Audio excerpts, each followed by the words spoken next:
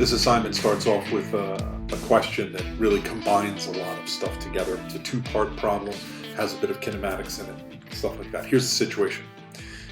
Sledding. So there's an incline at some angle that I'm going to call theta, and we have the sledder here.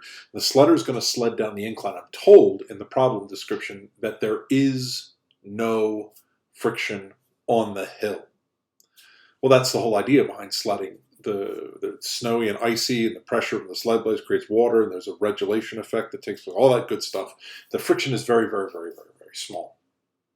So you go down the hill under the influence of pretty much the force of gravity alone, as our analysis is going to show.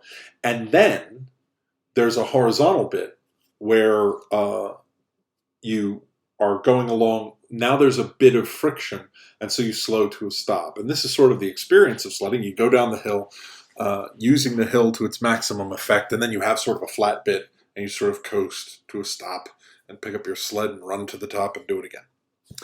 The thing about it is, we want to know how far you skid at the end along the horizontal. That's a kinematic question. In order to know how far you skid, you're going to need to know your initial velocity when you start skidding.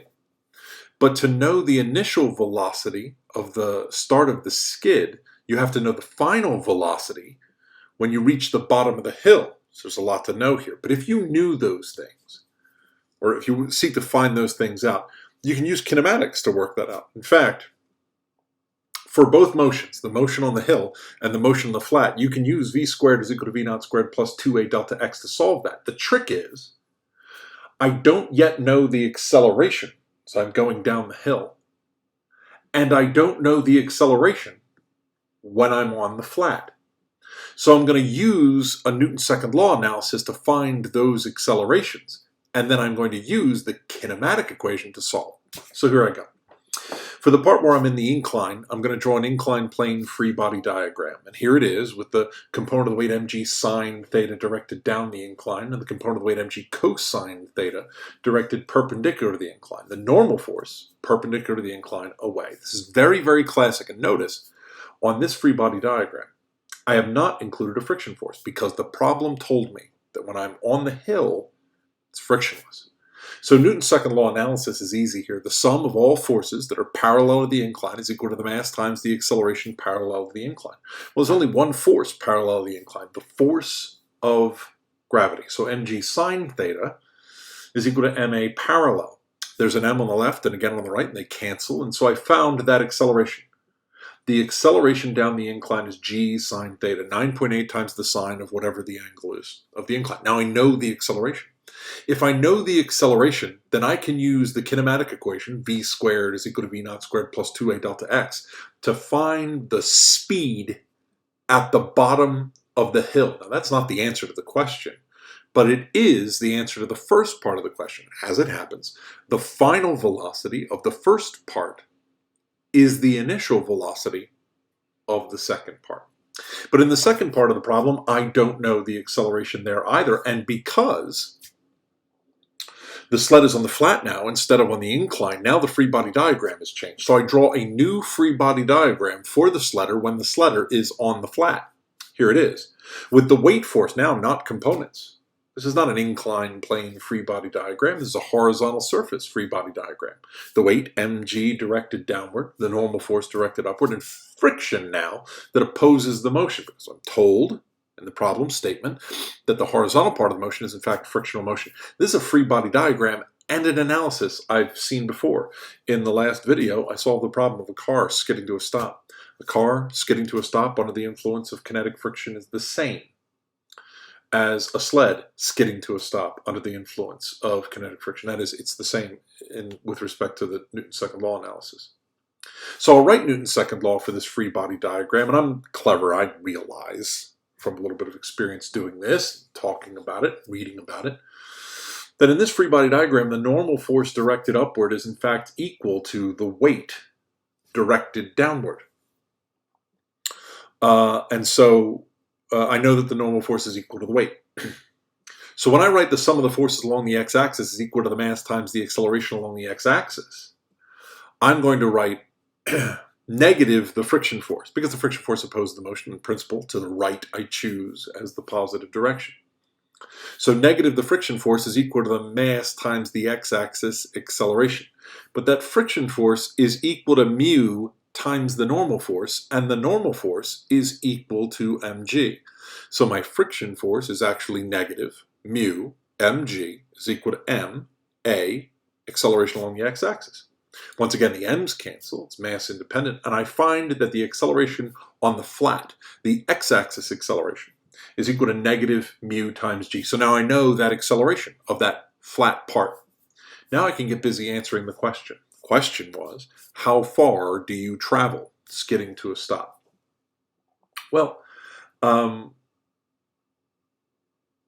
it was funny, I just had a thought about this problem that I didn't think about when I was looking at it to consider this video.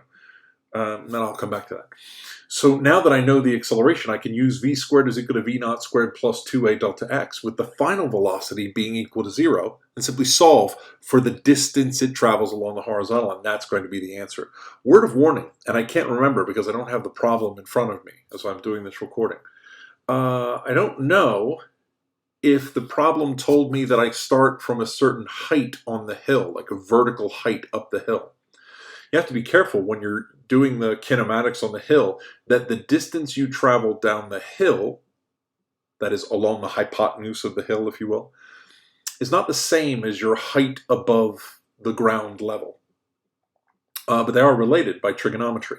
The height above the ground when you're on the hill is a component of the hypotenuse. In fact, it's the opposite component. So h is equal to delta x sine theta. If you don't immediately follow that, that's okay, because I'm going to be using that idea again in just a moment. The next thing that I encounter in this particular homework is an object sliding down an incline at constant velocity. This is a bit of a redo, because this was covered in the lecture completely, how to solve this problem. So a good set of notes from the lecture covers these ideas, but I'll go through it again. The key thing here is that the problem states the thing is going down the incline at constant velocity. I know what the incline plane free body diagram looks like. I've gone through that argument, so I didn't show it here. There's a component of the weight mg sine theta directed down the incline, and there's the friction force up the incline that opposes. So when I write the sum of the forces that are parallel to the incline, that's equal to the mass times the acceleration parallel, I set that equal to 0 because I'm told in the problem statement that the motion happens at constant velocity, and therefore the acceleration is equal to 0. The sum of the forces? Well, I've got mg sine theta directed down the incline, and I've got the friction force directed up the incline. Since the thing's moving down the incline, I'll take down the incline to be positive. Mg sine theta minus the friction force is equal to 0, because the acceleration is equal to 0. So shifting the friction force over to the right-hand side of the equation, that is mu times the normal force. But on the inclined plane free body diagram, I recognize that the components perpendicular to the incline are the normal force and mg cosine theta. On an incline, the normal force is equal to mg cosine theta. So I make that substitution so that mg sine theta is equal to mu mg cosine theta. Now notice I have an mg on both sides of my expression here, and those mg's cancel, so that sine theta is equal to mu cosine theta. Well, if I divide both sides by cosine theta, I get sine theta divided by cosine theta, which is tangent. So the coefficient of friction in this case is equal to the tangent of theta, and so therefore the angle at which the object will slide down the incline at constant speed is the inverse tangent of the coefficient of kinetic friction. Here's a problem where an object is being sent up an incline, there's a block of wood or something, up an incline with an initial velocity v0. As it goes up the incline, both the force of gravity and kinetic friction working together are going to bring it to a stop. And so the question is, how high does it go? It doesn't mean, the question isn't how far does it travel up the incline. The question is, how high does it go above the ground level? Well, to solve a problem like this with an initial velocity and some distance that's being traveled, I would want to use a kinematic equation. Indeed, I'd like to use v squared is equal to v naught squared plus 2a delta x. The trouble is, I don't know what the acceleration is. In order to find it, I'll draw a free body diagram. Here's my free body diagram. It's a little bit different than the ones that I've seen so far. I see the normal force perpendicular to the incline. That's good. I see that the weight is broken down into its components. mg cosine theta perpendicular to the incline, and mg sine theta parallel to the incline. The friction force, however, kinetic friction force, is directed down the incline. It looks a little bit weird, but this makes sense because the block is going up the incline, and that kinetic friction force opposes the motion, and so therefore acts down the incline. There's no real algebraic way to get that. You have to think about it. It's something that comes entirely from your mind and from your own life experience. That kinetic friction force is opposing the relative motion of those surfaces, and so it'll be directed down the incline. So with this free body diagram, I'll write the sum of the forces parallel to the incline is equal to the mass times the acceleration parallel to the incline. That's the acceleration that I want to know. Taking up the incline to be the positive direction, because that's the direction the thing's going, I have negative mg sine theta minus mu mg cosine theta is equal to ma. With the friction force down the incline, negative Fk, I just went right ahead and realized that that friction force was mu times the normal force, and the normal force is mg cosine theta. So that friction force is mu mg cosine theta. Negative mg sine theta minus mu mg cosine theta is equal to ma. I've got an m in every single term of that equation, and so it's okay to go ahead and cancel it. Now, I know the acceleration. Since I know the acceleration, it's okay now to go ahead and do some kinematics. So I sweep all the way up again to my kinematic equation, v squared is equal to v naught squared plus 2a delta x, and solve it for delta x when the final velocity is equal to 0. Delta x, however, is not the height. I alluded to this earlier.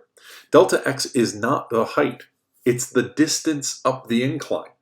To get the height, I'm going to have to do a little bit of trigonometry, realizing that the height is the opposite side of this triangle. Opposite requires that I use sine. So the height that the block rises to is equal to the displacement up the incline, delta x, times the sine of the angle. This last bit, as it happens, is a very simple bit. I have an incline, and a block sits on the incline. And it's just sitting there, still. It's not moving. There's no acceleration. It's stuck. And if I lower the angle and lower the angle, or lower the angle, lower the angle, lower the angle, it'll stay stuck. But if I increase the angle, increase the angle, increase the angle, I'll eventually reach a critical point where it'll break free and start to slip. That's what I'm interested in. The block here is not moving. It's not accelerating. Acceleration is equal to 0. So I draw a free body diagram. mg sine theta directed down the incline, and the static frictional force directed up the incline. If this block is not accelerating, then mg sine theta down the incline must be equal to the static friction force up the incline. So mg sine theta equals F static. But F static is mu times the normal force. So mg sine theta equals mu times the normal force. But the normal force in free body diagram problems like this, or inclined plane problems like this, you can see from the free body diagram that the normal force is mg cosine theta. So mg sine theta is equal to mu mg cosine theta. And the mg's cancel, and I find myself in the same spot that I did earlier in the video, that the coefficient of friction between the block and the incline is equal to the tangent of the critical angle. And so therefore, the critical angle in this static situation is the inverse tangent of the coefficient of static friction.